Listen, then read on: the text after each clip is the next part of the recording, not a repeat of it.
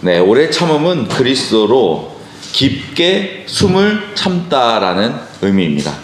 상황이 어렵거나 사람들이 반응하지 않을 때에도 포기하지 않고 인내하는 것입니다. 오래 참음은 감정이나 충돌을 억제하고 분노를 자제하는 것입니다. 고난이나 역경 속에서도 흔들리지 않고 하나님의 뜻을 신뢰하며 끝까지 견디는 것입니다. 다른 사람의 약점, 실수, 잘못을 용서하고 기다려주는 것입니다. 상대방이 변화할 수 있는 시간과 여지를 주는 사랑의 기다림입니다. 오래 참음은 하나님의 선풍 중에 하나입니다. 하나님은 죄인들을 심판하시기 전까지 오래 참으시며 돌아오기를 기다리셨습니다. 우리도 하나님의 성품을 본받아야 합니다. 우리도 오래 참아야 합니다. 우리가 오래 참기 위해서 적극적인 인내가 필요합니다. 단순히 고난을 견디는 것이 아니라 상황 속에서 사랑과 소망을 가지고 하나님의 역사하심을 신뢰하며 기다려야 한다는 것입니다. 관계 속에서 인내해야 합니다. 타인의 약점과 부족함을 인정하고 갈등 상황 속에서도 상대방을 이해하고 기다려야 한다는 것입니다. 고난 속에서 소망을 가져야 합니다. 어려운 상황 속에서도 하나님께 소망을 두고 흔들리지 않는 믿음으로 살아가야 한다는 것입니다. 본문에서 바울은 디모데에게 복음을 전파하는 과정에서 마주할 도전과 고난을 대비하여 성실히 말씀을 전하고 사람을 바르게 세우라고 지금 말씀하고 있습니다. 오래 참음은 우리가 복음을 전할 때 필수적인 태도 중에 한 가지인 것입니다. 어려운 환경과 저항 속에서도 오래 참음은 그들을 사랑으로 돌아올 수 있도록 포기하지 않고 기다려 주는 것입니다. 첫 번째로 복음 사명은 하나님의 명령입니다. 2절에 너는 말씀을 전파하라. 때를 얻든지 못 얻든지 항상 힘쓰라. 범사에 오래 참음과 가르침으로 경책하며 경계하며 권하라. 너는 말씀을 전파하라. 전파하라. 명령형으로 지금 쓰여져 있습니다. 디모데는 하나님의 말씀을 전하라 명령을 받았습니다. 디모데는 이 과정에서 즉각적인 결과를 기대하지 않았습니다. 하나님의 사역을 위해 사람의 반응에 상관없이 순종하는 마음으로 꾸준히 말씀을 선포했다는 것입니다. 디모데는 말씀을 듣는 이들이 거부하거나 무관심해도 계속적으로 복음을 전했습니다. 한 영혼의 구원받기 위해 1년, 2년, 5년, 10년 그 이상이어도 상관없이 오래 참음과 사랑으로 그들을 섬겼다는 것입니다. 디모데에게는 복음의 결과가 중요하지 않았습니다. 성도의 수가 중요하지 않았습니다. 교회의 크기가 중요하지 않았습니다. 디모데에게 중요한 것은 복음의 과정이었습니다. 복음의 과정 속에서 하나님이 나와 함께 하심을 보았다는 것입니다. 그리고 나의 때가 아니라 하나님의 계획, 하나님의 때를 믿고 기다렸다는 것입니다. 때를 얻든지 못 얻든지 항상 힘쓰라. 때를 얻든지 못 얻든지 복음을 전하기에 구원의 열매가 있던 없던 적절한 시기가 있던 아니던 결과에 상관없이 항상 힘썼다는 것입니다. 우리는 상황이 어렵거나 꾸준히 복음을 전해야 합니다. 우리는 외적인 환경에 치우치지 않고 하나님께 충성된 자세로 꾸준히 사역에 임해야 합니다. 모든 오래 참음과 가르침으로 경책하며 경계하며 권하라. 경책, 경계, 권면은 모든 사람들을 바르게 세우는 사역입니다. 이는 때로 사람들의 마음을 불편하게 만들 수도 있습니다. 우리는 사람들의 저항이나 완고함으로 불구하고 사랑과 인내로 진리를 가르쳐야 합니다. 가르침에는 단순히 지적하거나 책망하는 것이 아니라 복음 안에서 새로운 삶이 드러나도록 기다려야 한다는 것입니다. 두 번째로 세상은 복음을 부인합니다. 3절에 때가 이르리니 사람이 바른 교훈을 받지 아니하며 귀가 가려워서 자기의 사역을 따를 스승을 많이 두고 또 그 길을 진리에서 돌이켜 허탄한 이야기를 따르리라. 때가 이르리니 바울이 앞으로 다가올 특정한 시기를 말하고 있습니다. 이는 종말의 때나 교회의 타락한 시기를 말하고 있는 것이죠. 이는 종말의 때나 교회의 타락을 암시하고 있는 것입니다. 이 시기는 사람들이 진리를 외면하고 나 자신의 이득과 욕심으로 나아갈 것입니다. 자기 욕심 때문에 진리를 거부하고 가려운 길을 즐겁게 할 것을 찾을 것입니다. 허탄한 이야기에 치우쳐서 정말 진리에 점점 멀어져 갈 것입니다. 우리가 살고 있는 이 시대의 모습을 한번 그려보십시오. 비슷한 모습이지 않습니까? 사람들에게 복음을 전해도 길을 막아버립니다. 우리가 전하는 복음이 거부당하고 왜곡됩니다. 어느 때는 포기하고 싶죠. 어느 때는 넘어가고 싶습니다. 하지만 우리는 실망하거나 포기하지 않고 오래 참음으로 복음을 전해야 합니다. 우리는 꾸준히 하나님의 진리를 선포해야 합니다. 복음으로 사람을 변하게 하는 것은 우리가 하는 것이 아니라 하나님이 하시는 일이기 때문입니다. 우리는 하나님을 신뢰해야 합니다. 우리는 하나님을 믿어야 합니다. 우리가 하나님의 말씀에 순종하고 나갈 때 모든 결과는 하나님이 책임져 주시고 인도해 주시기 때문입니다. 세 번째로 복음 사역은 고난 속에서 오래 참음입니다. 5절에 그러나 너는 모든 일에 신중하여 고난을 받으며 전도자의 일을 하여 내 직분을 다하라. 너는 모든 일에 신중하여. 이는 모든 상황에서 이성을 유지하고 냉철하게 태도를 가지라는 것입니다.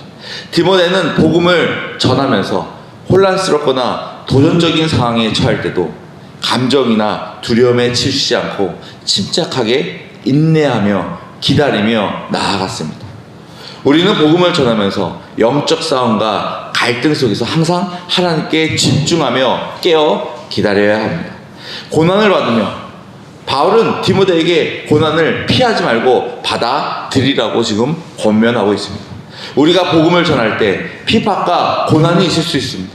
그 핍박과 고난을 피하지 말고 받아들이라는 것입니다. 예수님도 제자들에게 자신을 따르는 삶이 고난의 기름을 가르쳤습니다. 그리고 그 길을 나섰습니다.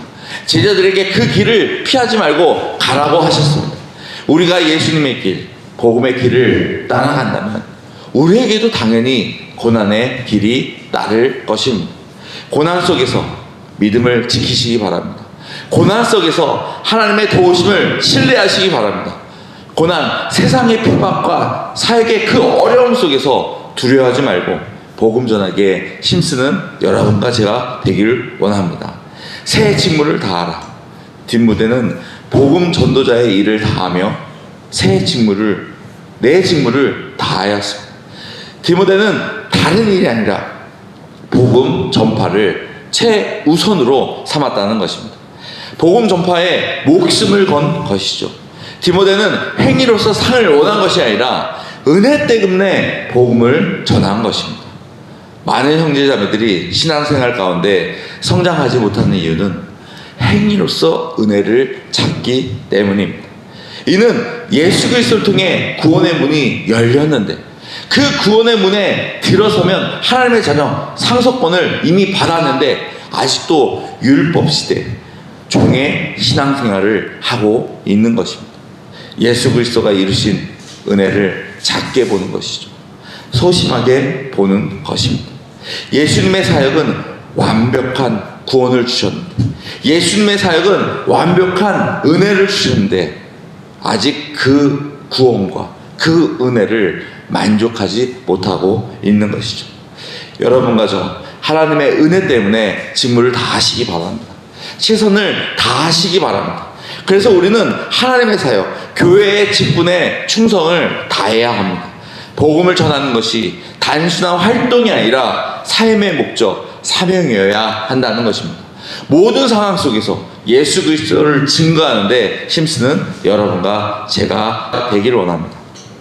우리가 내 직분을 다하기 위해 다시 정리한다면 모든 일에 신중해야 합니다. 어떤 상황에 있어도 침착하게 사역을 감당해야 합니다. 고난을 견뎌야 합니다. 복음 전파 과정에서 피할 수 없는 어려움 속에서 인내와 사랑으로 극복해야 합니다. 복음 전도자의 직무를 다해야 합니다. 맡겨진 사명을 하나님의 은혜 때문에 끝까지 성실히 최선을 다해야 한다는 것입니다. 네 번째로 복음 사역의 소망은 천국에 있습니다. 6절에 전제와 같은 내가 벌써 부어지고 나의 떠날 시각을 가까웠더라. 바울은 자신의 생애를 하나님께 드리는 희생제물로 표현하고 있습니다. 이제 임박한 죽음을 앞두고 자신의 삶을 다 드리겠다는 고백인 것이죠. 바울은 죽음을 두려워하지 않았습니다. 바울은 하나님께로 가는 승리의 여정으로 받아들이고 나아갔다는 것입니다. 바울의 신앙은 죽음을 초월한 천국의 소망을 보여주고 있습니다. 우리의 소망은 어디에 있습니까? 바울처럼 하나님께로 가는 승리의 여정에 소망을 두고 있습니까? 아니면 세상에서 가는 성공의 여정에 소망을 두고 있습니다. 7절에 나는 선한 싸움으로 싸우고 나는 달려갈 길을 마치고 믿음을 지켰으니, 하나님께 가는 승리의 여정이냐 아니면 세상으로 가는 성공의 여정이냐. 바로 선한 싸움은 복음을 지키기 위한, 복음을 전하기 위한 우리가 치러야 할 싸움인 것입니다. 바로 선한 싸움은 우리가 그 목적이 하나님께 영광 돌리는 데 있다는 것입니다. 단순히 개인적인 성공이 아니라 하나님 나라를 확장하기 위한 싸움이라는 것이죠. 선한 싸움은 나의 달려갈 길을 마치고 싸움의 끝이 있다는 것입니다. 우리가 끝에 도달할 때 하나님께서 주시는 그 면류관과 승리의 깃발을 드는 여러분이 되길 원합니다. 8절에 이제후로는 나를 위하여 의의 면류관이 예비되었습니다. 주 곧 의로우신 재판장이 그 날에 내게 주실 것이며 내게만 아니라 주의 나타내심을 사모하는 모든 자에게로다. 의의 면류관, 우리가 받고 싶은 면류관이지 않습니까? 경주를 완주했을 때 주는 상급, 우리가 꼭 받아야 될 면류관이지 않습니까? 긴 경주, 정말 오래 참음과 인내함으로 함께 완주하는 여러분과 제가 되길 원합니다. 우리는 그 길 중단하거나 아니면 포기하는 것이 아니라 끝까지 가는 여러분과 제가 되길 원합니다. 우리가 중단하지 않고 달려야 할 이유가 무엇입니까? 당자의 비유처럼 하나님께서 우리를 위해 그 결승점에서 지금 팔 벌리고 기다리고 계시기 때문입니다. 그날 경주가 끝난 날 언제입니까? 바로 예수 그리스도의 재림이 있는 날입니다. 경주가 끝나는 날은 우리에게 구원받는 성도들에게 기쁨과 축복의 날이지만 구원받지 못한 자들에게는 어떤 날입니까? 심판의 날이며 저주의 날이기도 합니다. 마무리하겠습니다. 바울은 고백처럼 우리도 삶 가운데 복음의 진리를 변함없이 지키며 나아가기를 원합니다. 어떠한 핍박이나 고난 속에서도 믿음과 복음을 굳게 붙잡고 나아가는 여러분과 제가 되기를 원합니다. 우리에게 오래 참음은 복음 사역에 있는 가장 중요한 성품입니다. 오래 참음, 복음 사역을 위해 어떻게 드러나야 합니까? 첫 번째로 우리의 삶이 하나님께 드리는 희생 제물이 되어야 합니다. 우리의 삶도 바울처럼 하나님께 온전히 드려져야 한다는 것입니다. 매일매일 헌신과 순종으로 하나님의 뜻을 이루기 위해 살아야 한다는 것입니다. 두 번째로 사명을 끝까지 완주해야 합니다. 하나님께 주신 그 사명을 끝까지 충성되게 감당하는 것이 바른 신앙이라는 것입니다. 복음 사역을 포기하지 않고 경주를 완주할 때까지 오래 참음과 희생으로 함께 나아가기 원합니다. 세 번째로 영광스러운 상급의 소망과 확신을 가져야 한다는 것입니다. 우리는 현재의 고난을 넘어 하나님께서 예비하신 영원한 면류관을 바라보아야 합니다. 우리의 소망은 어려운 상황 속에서 우리를 견디게 합니다. 또 충성된 삶을 살도록 합니다. 왜 그렇습니까? 우리의 목적, 우리의 삶의 목적은 이 세상에 있는 것이 아니라 하늘나라 천국에 있기 때문입니다.